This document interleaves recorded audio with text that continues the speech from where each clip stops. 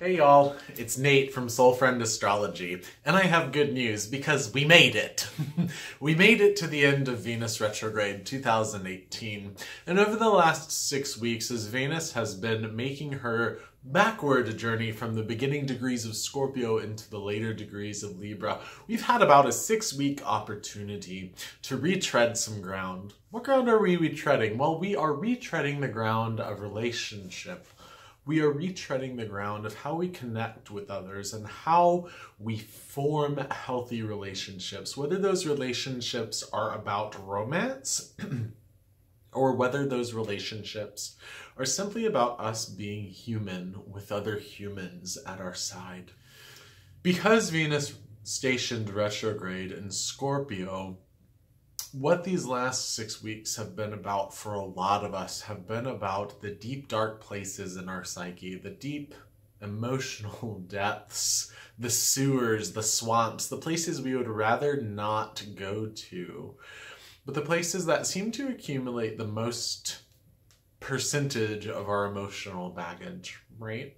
It's the place where everything seems to drain to, and sometimes the things that drain to our Scorpio part of our life, because we all have one, are things that have to do with the programming that we received as we were growing up.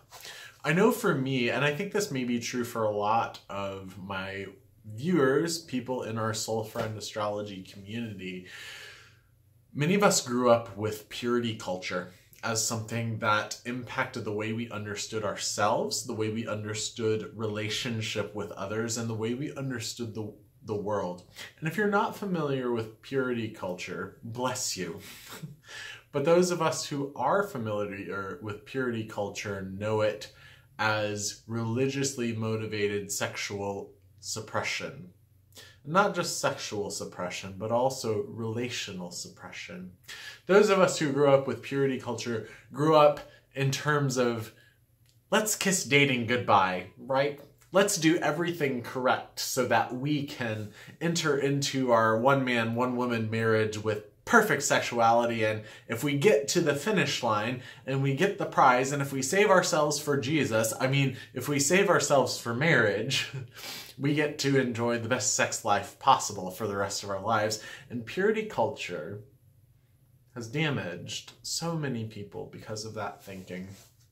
When in reality, the way forward for many of us is to live a life of responsibility and abundance that purity culture can't necessarily give us once it stops answering the questions.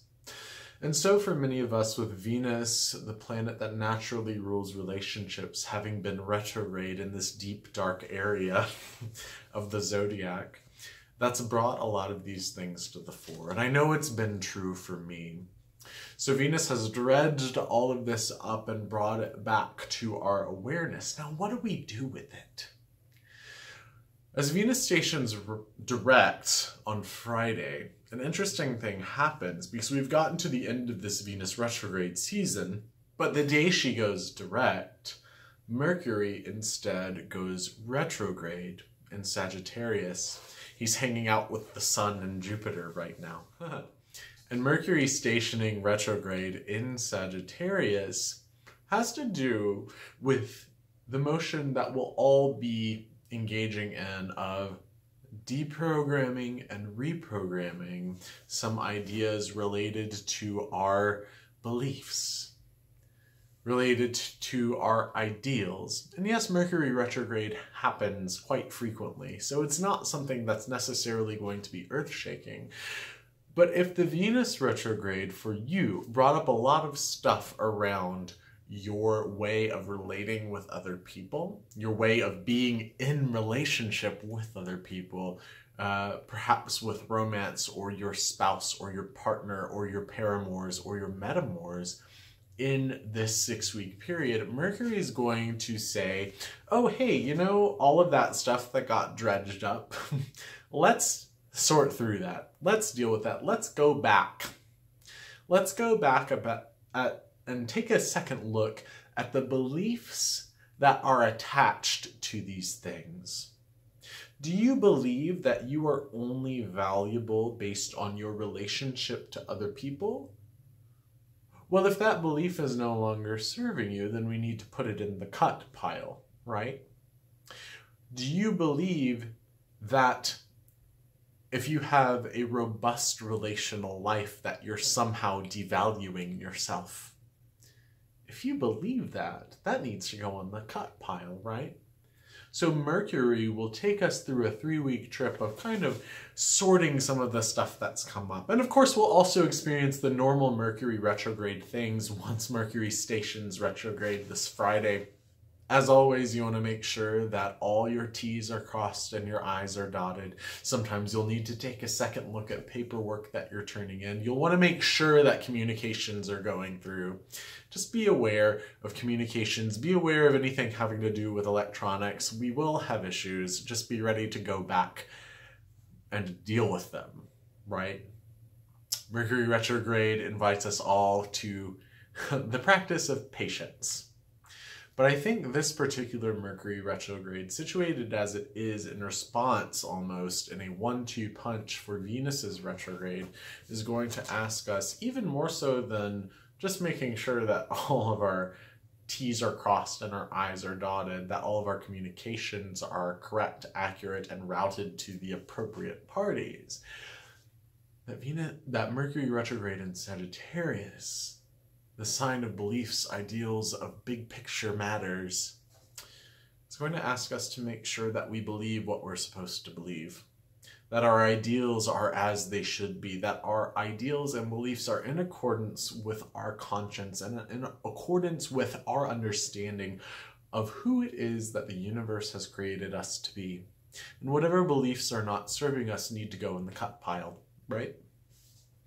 The good news is we're going to get some assistance with getting those beliefs into the cut pile and getting those beliefs dealt with, because also this week, Mars finally enters Pisces after being in Aquarius for too long.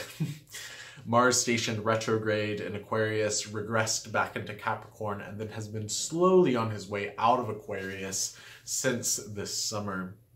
But we have this wonderful Martian energy in a water sign that's ruled by Jupiter that will give us energy to deal with some of the things that Venus has stirred up in her retrogression and Mercury has sorted in his retrogression. Now it's all kind of on Mars's doorstep, and he's going to say, we've got some things that we need to incinerate here.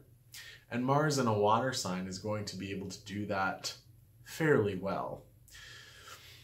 Mars in Pisces is about innervating the ideas that serve you and uniting yourself to the ideas that motivate you in a way that other ideas don't. Mars in Pisces is about having something to believe in and believe for, and being able to act on those beliefs, being able to put those beliefs into practice. They're not just cognitive, as they would be in Sagittarius, as they would be in any air sign. Mars in Pisces, since Pisces is a water sign, has to deal with the emotional impact and the ability of our beliefs to nurture and to cultivate ourselves into the kind of people that we want to be. So Mars will give us a little bit of extra oomph as we start to excise those beliefs and those ideas that no longer serve us. Those beliefs and those ideas that Venus has shown to be toxic, that Venus has shown no longer serve who it is that we are meant to be in relationship with one another. So if you, like me, are continuing to carry some purity culture baggage, Mars's passage through Pisces can be some really powerful medicine, and I'm excited to go on this next little trip with Mars cleaning things out. We've got some exciting things coming up as far as Mars's conjunction to Neptune. We also have in the next couple of weeks the full moon in Gemini and then another new moon in Sagittarius, which I had already spoken about in a previous video. But this weekend is where the gears change drastically for all of us.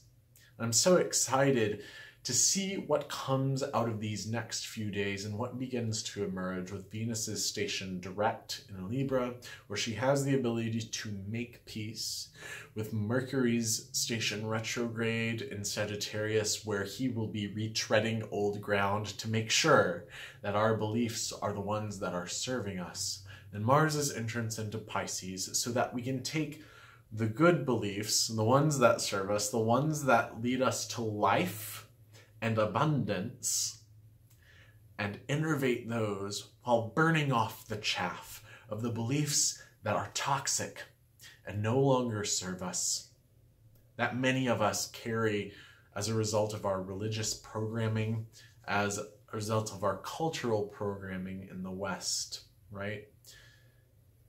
And Jupiter is presiding over all of this in Sagittarius. Jupiter and the Sun together are making sure that this season is one that is ultimately benefic for all of us. Thanks so much for joining me for this little look through the astrology of our upcoming weekend here. My goal is to have new videos out every Tuesday, and if there's something that you would really like me to address, or if you have any questions, I invite you to leave a comment down below.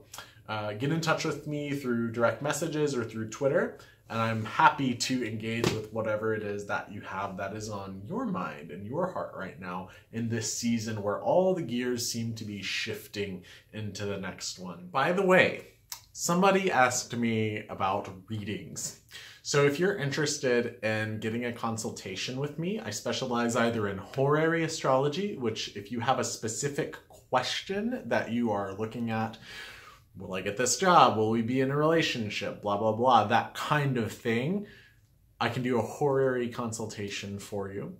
Or if you're interested in just having your birth chart read, or perhaps getting a year ahead reading, I also offered those consultations. So to book a consultation, all you need to do is go to my booking portal.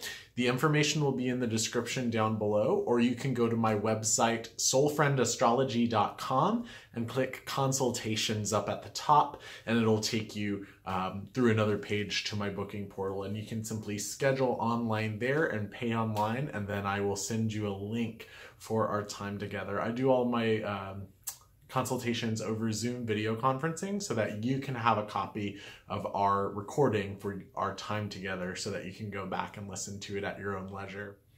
Thanks so much for being with me. Be well.